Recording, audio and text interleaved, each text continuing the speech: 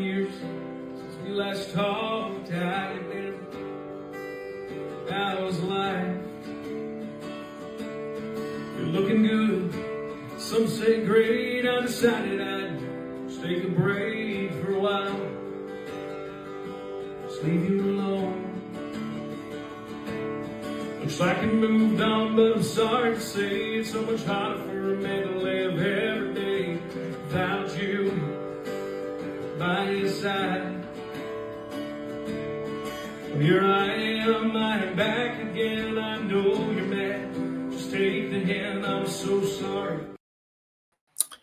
Well, welcome again to my 49th podcast. I can't believe it, almost 2 years. But my most loyal guest for his 8th appearance on the podcast is Frankie Rae, direct from Nashville. Yes, and I'm glad we did a lot of prep before because a lot has gone on since the last time I talked to you in January. So how you doing, buddy? I'm doing great, man. It's great to be back, Carl. Thank you for having me again. I appreciate it very much. So I'll put it in a nutshell. The business has given you a little bit of comeuppance about understanding what the business and how the business could really be, correct? Yeah, I've been saying nonstop for the past couple of weeks now that I feel like I've been doing the Nashville scene for about 3 years now, almost 4. And the past year of that, I've really been deep diving into that, working on Broadway and such.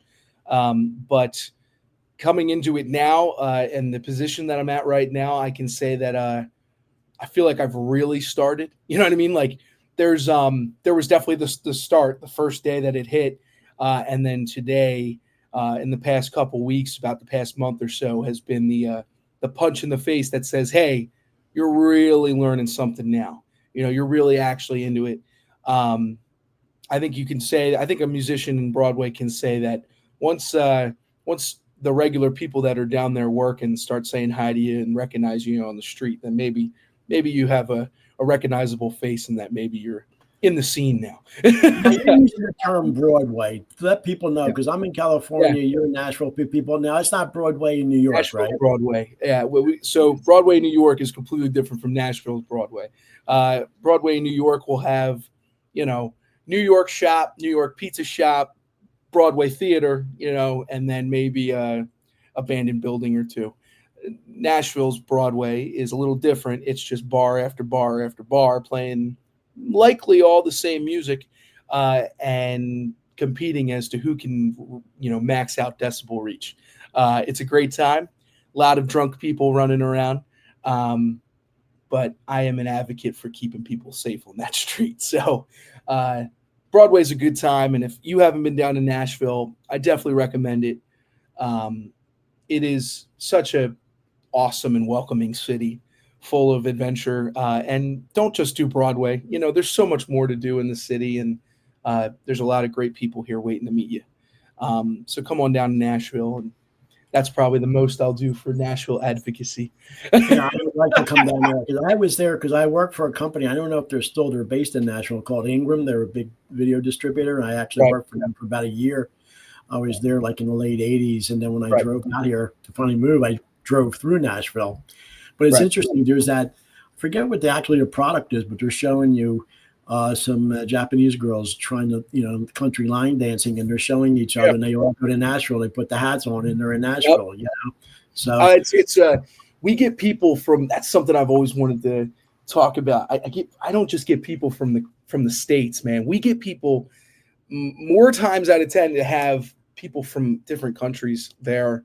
I've met more people from Canada, Ireland, England than any place I've ever been in. To get to meet people, one of my favorite parts of the night is to say, "Where are you from?"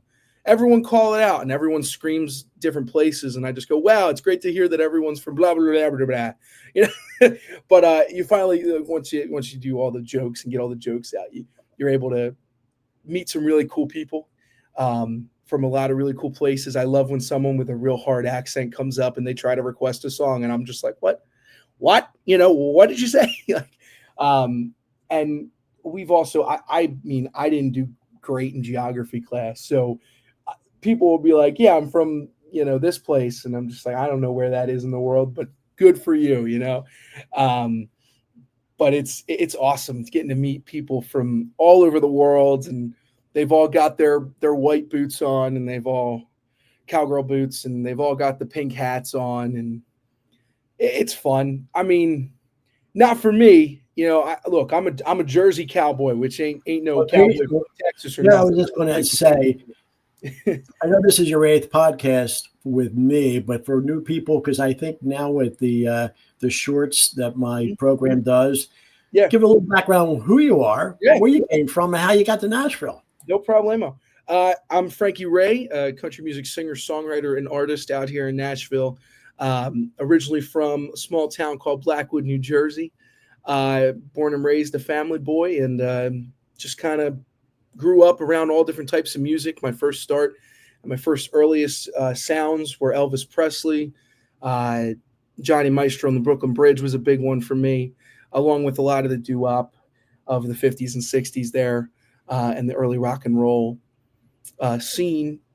Kind of grew up a little bit and got into musical theater, where I also around the same time started to learn more about the real music of the world, stuff like Bruce Springsteen, and different reggae bands and such, and then kind of grew into the country scene, being brought in first by the Highwaymen, specifically Waylon Jennings was a big inspiration for my country roots. And just kind of started listening to it more and more. And as I got into Nashville for college, I got more into it, and now I'm doing more of that folk Americana country music and trying to write some new stuff, and got some cool stuff cooking. Recently had worked with a guy who am working with a guy now who's interested in trying out some blues sounds on me. So I'm really, really excited to get some new music to you guys. We've got the EP out right now, Funny Feelings, and it's been a great success. Cannot complain. And thank you guys who have listened, and thank you guys who have supported. Thank you guys for showing your support to Carl, and watching everybody who watches the podcast. I appreciate it. And thank you to Carl for having me for 8 times in a row. I can't believe you dealt with me that long. And you're going to keep doing it. It's a pleasure, buddy. I'm going to actually end up wanting to go to Nashville and meet you guys, in person to do that. Before we did the little prep work before the show, you mentioned about your streaming. Now, even though, we'll think, just give us the business and a little bit of reality. How many streams have you gotten, but then revenue coming through? So ultimately, numbers can sound big but not be that big, or numbers can sound small but be huge.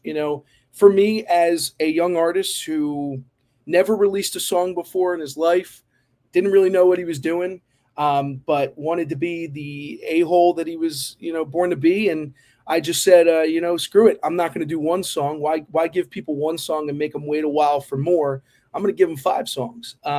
So I was an asshole, and I made a 5-song EP, and I challenged a lot of really close friends to work with that challenge with me. And we made it happen. Funny Feelings came out in November of last year. And as of today, it has exactly 1,800 streams for the entire EP, which for me, where I'm at right now, numbers aren't my biggest concern as to the streaming, because I know deep in my heart that this is going to be an EP that is going to be out until the end of my days and further. So I know that it'll be with me. It'll be there for people who come in new. They have something to listen to, something to get the experience with. My website's been a huge help for people. A lot of people have come to me for the website, as you can see there, through the website. And that's a great way to contact me and my team as well, if you're ever looking for booking or anything like that. But as of actually just this week and last week, I found out that little behind the scenes, the entire team that worked on the Funny Feelings EP, when I first presented the list of the order that I wanted to do, Hello Catherine, the song Hello Catherine was the first song that I wanted on the EP, because I felt like Hello Catherine told the best story, while also would be something that people would really draw to. And that was just kind of my mind at play. Um, people always hear a musician's work and they are like, wow, that song was great. But what's really going on in the mind of a musician? That's something that a lot of people don't necessarily see. And I love to be kind of a advocate for telling musicians, hey, go out there and talk about yourself and show them who you really are and what's going on in your brain while you're making your music. So when I first had the original list for the EP was going to start with Hello Catherine and end with Funny Feelings. And the other 3 songs would kind of be mixed in there. But my entire team, the band, the production team, all said, Frank, you got to put Funny Feelings first, and you got to make that the title track. And I said, okay. So I agreed. I let everyone go with that. I let everyone have their moment, and we made Funny Feelings the title track. Well, I'm not patting myself on the back. I'm not saying I was right. But Hello Catherine to this day still has more streams than any of the other 4 songs on the EP. So maybe I was right, maybe I was wrong, but Hello Catherine is the number 1 most listened to song out of the 5-song EP. But overall, the numbers for each song are very, very close to that. And I thank everybody so much for listening. And if you haven't heard it yet, go listen to it. I think it's pretty good. And a lot of other people think it's pretty good, but go check it out. It's an awesome, awesome EP with incredible artistry on it. Not just me, but the people who have worked on the co-writes, Izzy Rose especially helping me out with my favorite song on the EP, which is Cried at Dawn. That song has a really personal connection to me. I didn't write that to be the number 1 song. I wrote that to be a deep cut for people who find it, and hopefully it helps with any situation. That was definitely a heartfelt song for me. So, but Izzy Rose helped me with that one. Just incredible artistry on the EP. So go listen to it. Let me know what you think. I love feedback.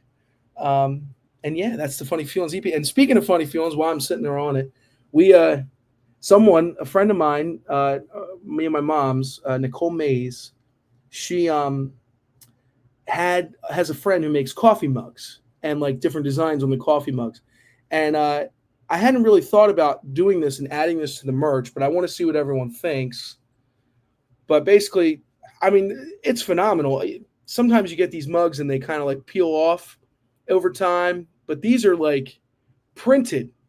Like it's almost like they made this in the glass work. It's phenomenal work. She put a little picture of me on the back. I want one. I know, right?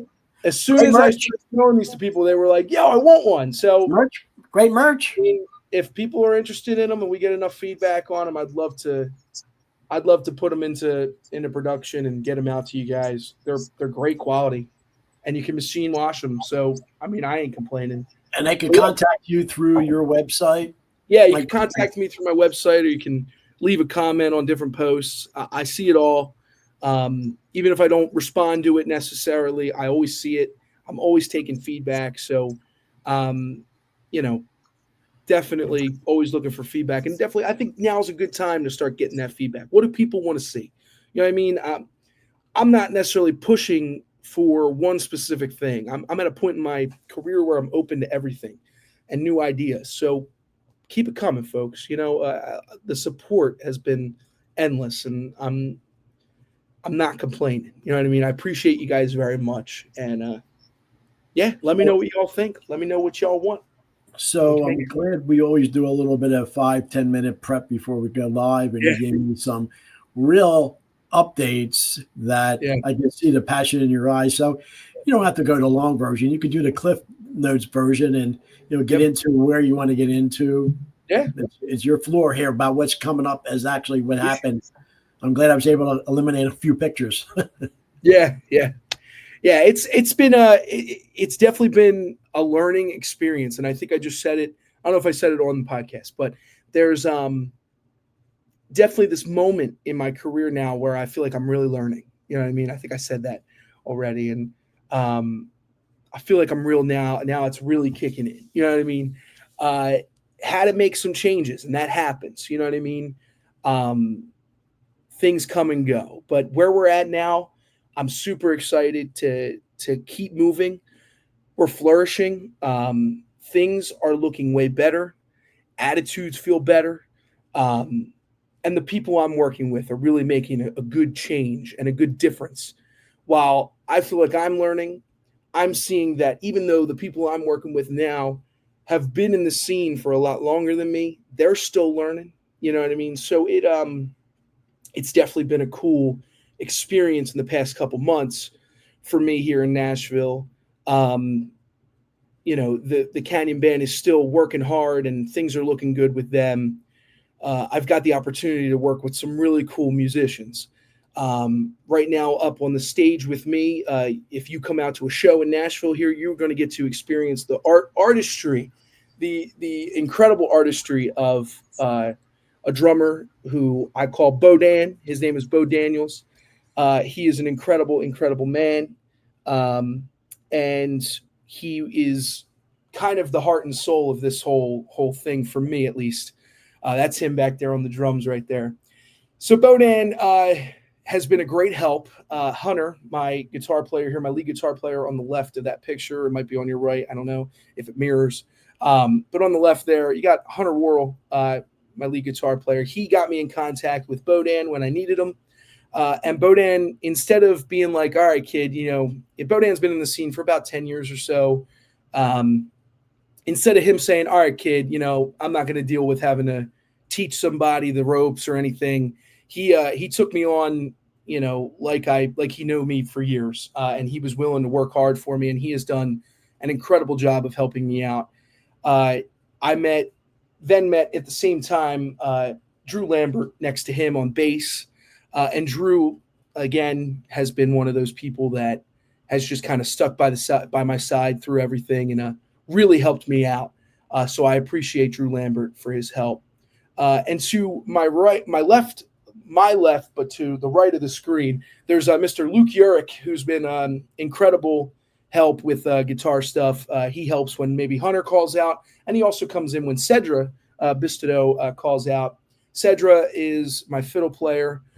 She has been another one who has been on the scene for a long time and super helpful.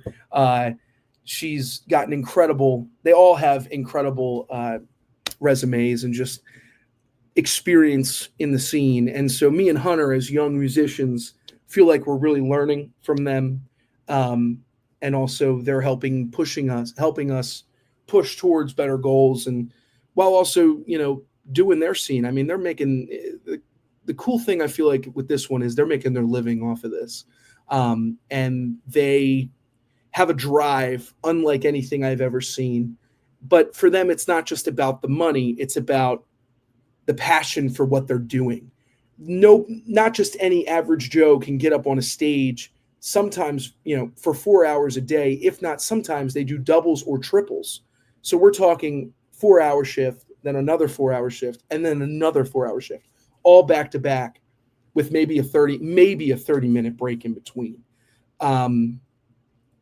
The passion and drive that these people have really showed me that I was like, oh, I gotta start working. You know what I mean? Because these guys, these people are really, really doing something magical, and they are the people. They are the roots of Nashville's Broadway.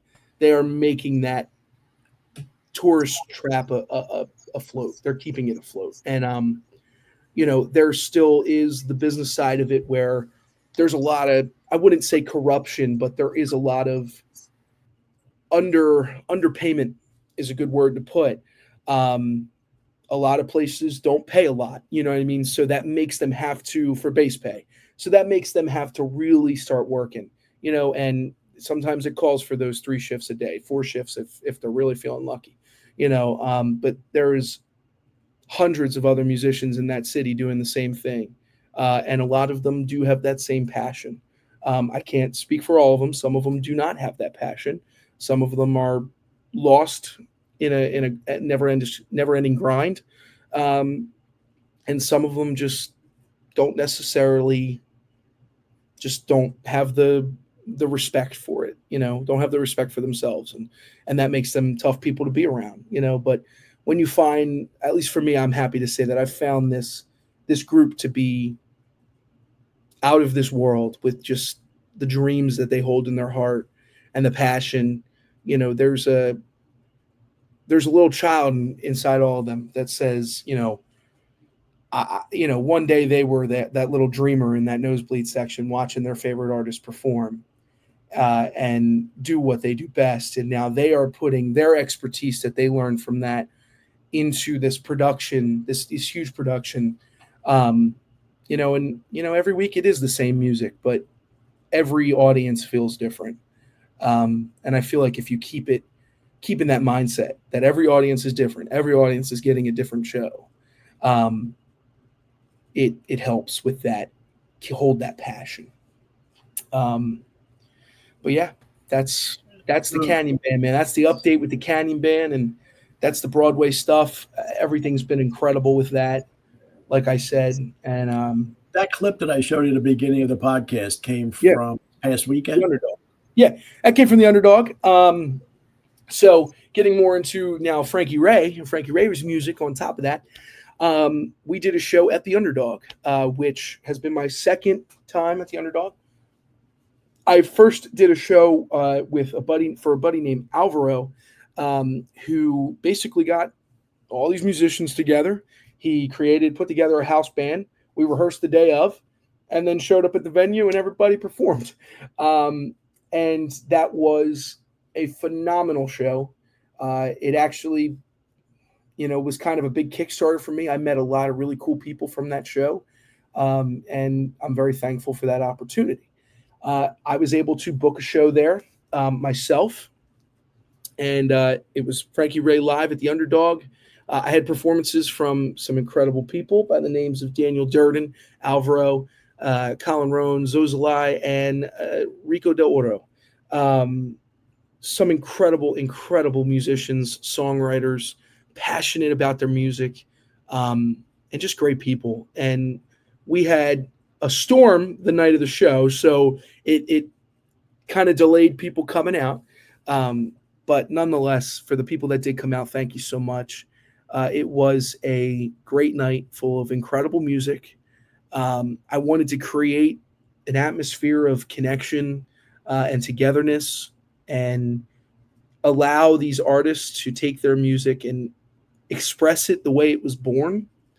A lot of times songs get written with just a guitar and a vocal, and they get worked into a band, and they kind of lose their birth certificate in a way.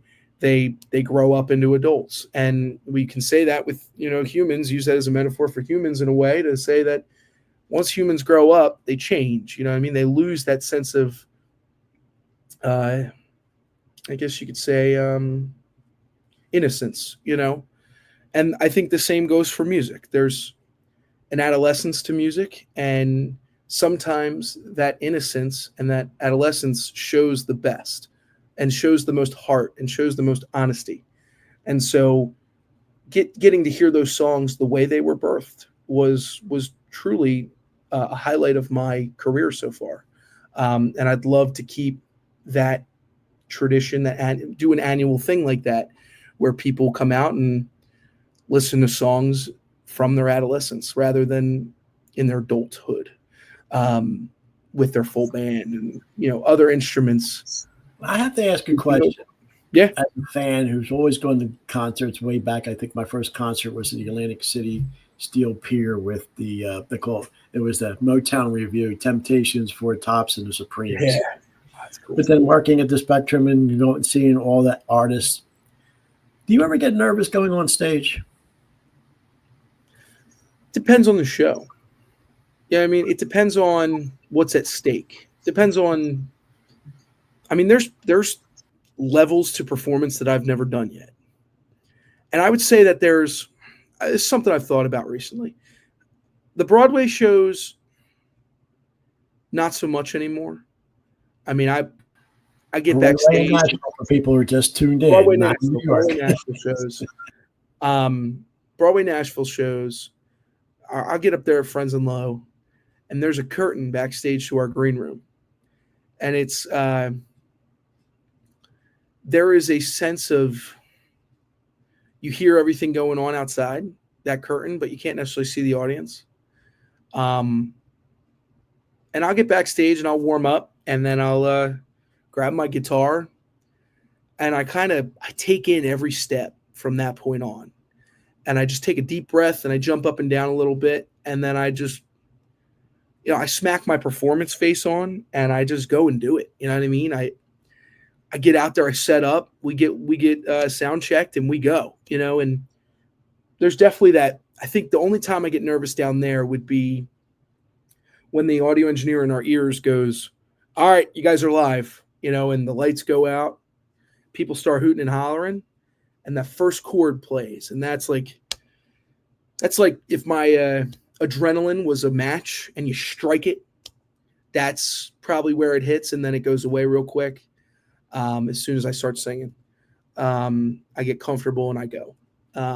With other shows, the Underdog, I was really just nervous about making the ticket sale limit. You know what I mean?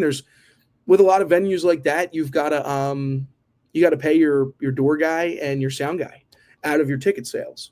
So really the only nerve that I had that night, a night like that, was the I'm going to make enough sales, make sure I can pay those guys. So when I produce some shows, you call it four-walling it.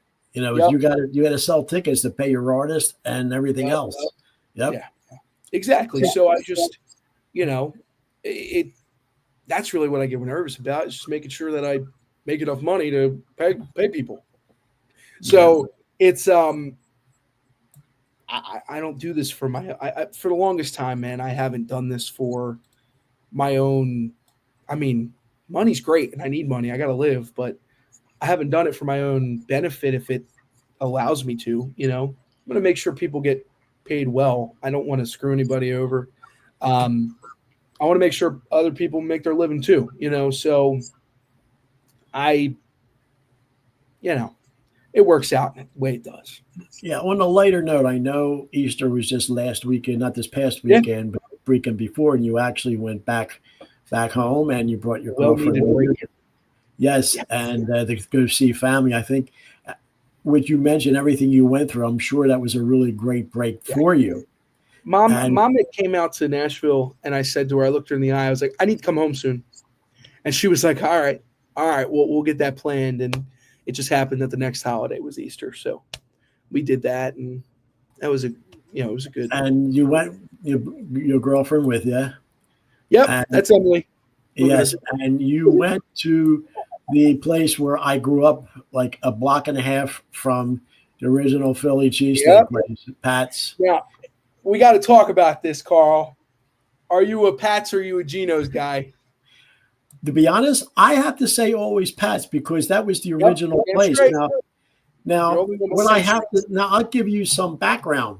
Now, if you remember, if you're at Pat's and you're facing the playground and the ball fields, if you see the homes back on 10th Street, there's homes that are 3 stories. There's a couple 2 stories. So I was born, my parents' first apartment was that last 3-story. That 3rd story was my parents' apartment when I was born till I was 4 years old. I always have memories. I almost was always like, proactive, kid. I almost like fell out of the window because there was a bomb bread bakery down the street. And the thing is, I went back last September for some other podcasts, meet some family, and I went there with my cousin. Right. I hate to say it, I was disappointed. You know why? I guess age has everything. Yeah. Pat's the building's been there for almost 80 years. So they had to finally redo the whole place. Took them almost 2 years to finish it. It's too clean. They took all the memorabilia, all the pictures, because you probably they started putting them back. They started putting them back. They're back. No, they're putting them back. So, well, that's good. Pointed that out. He looked up and he goes, "Oh, they put the pictures back. They have to put it back." It was too clean, and it was just like, oh my God! It is just like, because it was always gritty. The pigeons were always all, around you picking up little stuff. So the pictures are back. You don't got to worry about that. But I remember, guess how much, when I first started going, when I was driving, how much a steak sandwich was back in the 70s? It wasn't $18. $1.25. What a blessing. And now you know how Geno's finally got successful? He opened up in 1966. I forget the guy. I know he passed, and his son is running it. Mm. Now, on weekends and night, because it's open 24 hours a day. And then there would be a line going, because it's built on a little, triangle. Yep. People would be waiting in line. They figured, hey, let's go to that place and wait. And so he became famous or successful by Pat's Overflow. Yep. And became so. And then, yep. And from back in the day, Cheesecake War started, and it hasn't ended. Yes. And the thing is, it's, it was good, but for some reason, I don't know, maybe the cost and whatever, but it's just a matter of, well, that's what they do. It is memorabilia. If Pat's goes up in price, they work off of each other's prices. Oh yeah. So it changes. I don't know. Back in the day, I don't know, because they were used, because their meat was so good. They was actually from Argentinian beef, and they would use the same bakery that's open 24 hours a day to supply the bread. So they still use. Yeah, but anyway, it is an experience. So how did she like it? First of all, she loved it, man. She said she loved it. We practiced her order the entire week leading up to it. And she had begged me to try an original Philly cheesesteak. They didn't kick her out the line, right? I posted. No, there wasn't bad line. We went on a good night. I think it was like a Thursday night. We went Thursday night. Yeah, it was a Thursday night, so it wasn't too terrible. And it was later. It was like 11. It was empty. It looks like it was empty there. Yeah, it was pretty. It was fairly empty. But what was funny was the backlash I got for taking her to Pat's. Now, I'm gonna say this, and then I'm probably gonna cut this up, and I'm gonna post this. But the amount of people who don't understand that Pat's is the original Philly cheesesteak. 1933. The amount of people who have commented on my post and said, that's not a real Philly cheesesteak. Really? Well, listen up, buttheads. Morons. It is. And if you got a problem for it, read your history book. I don't know what to tell you. No, good see, God, people Frankie, they just want to look. You know how it started, Frank Oliveri Sr., it was basically a hot dog stand. Yeah, and he was hot dogs. And the guy said, hey, he goes, I got some little chip steak. I tried. He goes, oh, that's your future. For lunch. It was for lunch. Yes. Like he had a bunch of leftover stuff for lunch, and he didn't want what he had, so he kind of like cooked it up different. Right. And the guy comes up and he goes, I don't want a hot dog. What's that? I want some of that. So they tried it. Yeah. There you go. 1933, in the heat of the Depression. Yep. I think he sold it for the sandwich was a dime. So yeah. So anyway, well, congratulations that you went back on your friends. Yeah, man, it was a great time. I think what you're going through, you need good support and moving on. All right, we're almost at the end of April. You're back in Nashville. What's the next month? What's the plans? I know you don't have anything listed that I could post up, but what do you have coming up in the next month or two that we could probably do your 9th in another month or two to give some For the summer, the plan is to keep working on some music. I've got something really, really cool in the plans right now. It's completely behind the scenes. I'm not going to talk too much of it, but I am working with some really cool people. Some plans for the first step is to possibly try and do some radio stuff. Try to just kind of do some radio tours, go beginning of the week and just go meet some people and talk in some radio stations and maybe get my music on the radio if possible. Do some more interviews and such. So that would be really cool. So if you're in the greater Tennessee area, look out for that. That could happen in Tennessee. That could happen in any of the surrounding states. I'd love to get that started soon. So that's been in the talks. I've also been working with some really, really cool people as of songwriters and getting me songs written. I'm one of those people who, I write my own music most of the time, but I do love working with other songwriters to bring their music to life as well. So I've had some people graciously come to me with songs that they were inspired by me to write and want me to perform. So super excited to try that out and get that stuff hopefully recorded and demoed soon. And once that's all taken care of, then we could possibly see some new music in the very near future. So be on the lookout for that. You never know what I'm going to come up with. I might try something new every week. So you never know. I've also been looking at the possibility of vlogging and trying to build more of a YouTube attitude. Well, I will throw it out to you that if you like this format, if you want to have your own podcast of this, I would love to produce it for you. With this StreamYard program, I could produce it for you. I don't have to be on stage. I could take myself off, and you could be the moderator and bring anybody in. I would love to do that for you. Yeah, man. I mean, I'm not sure what I want to do yet. I had an idea of a podcast before. I never really went anywhere with it. I've thought about trying to revive it. I'm not sure if I do. It'll probably be like once a month kind of thing just to start it out. But get people on there. I think that would be really cool. But definitely trying to do more of the vlogging to give myself some little cuts to post more. And yeah, so be on the lookout for that. Let me know what you guys want to see more of. I mean, if people want to see behind the scenes of what we do on Broadway, people want to see just every day in the life of Frankie Rae, I'm cool with trying that stuff out. I've been fighting with myself to just be like, all right, Frank, just start recording everything and you can edit from there, so let me know what you guys think and we can get that started. I might start that today. Maybe well, I don't know. Before we actually went live, I mentioned to you, there was a song from John Mellencamp that I love from back in the 80s. Check it out. And I actually mentioned that to you because I know you have a fiddle player. And the one song is pretty much about middle America. It reminds me of growing up in Barrington, going to Haddon Heights High School, and the simpler life. And with you having a fiddler, I think, I don't know, I know you do some covers, so I'm glad, you mentioned that you bring it up while we're talking about that. If you could do that, I think, in front of audiences would really kind of maybe bring out a certain other aspect for that. So, I'm glad you're receptive to it. Yeah, of course. We do. I mean, in the Nashville Broadway scene, nine times out of 10, our music is covers, which is fine. The cool thing about Friends specifically is they give us this freedom to do the show we want to do. And they trust us to read the audience and figure out what's going on. So like last night, per se, I had a show at Friends, which went incredible. It went by super fast.